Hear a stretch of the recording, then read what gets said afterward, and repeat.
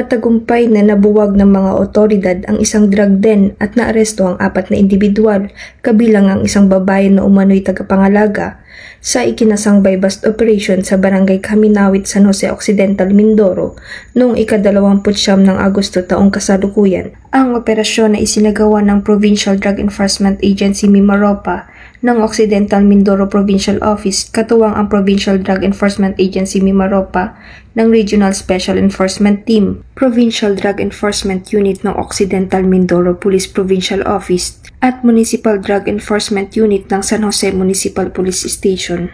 Nasamsam mula sa mga suspect ang tinatayang 8.3 grams ng pinaghihinalaang shabu na nagkakahalaga ng humigit kumulang 56,440 pesos batay sa Dangerous Drugs Board value, pati na rin ang iba't ibang drug paraphernalia.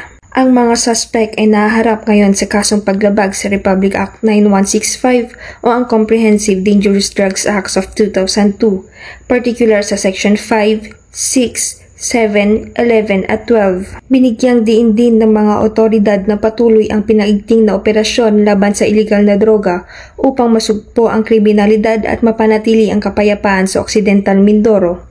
Sa ilalim ng 7-point agenda ni Acting Chief PNP, Police Lieutenant General Jose Melencio C. Nartates Jr.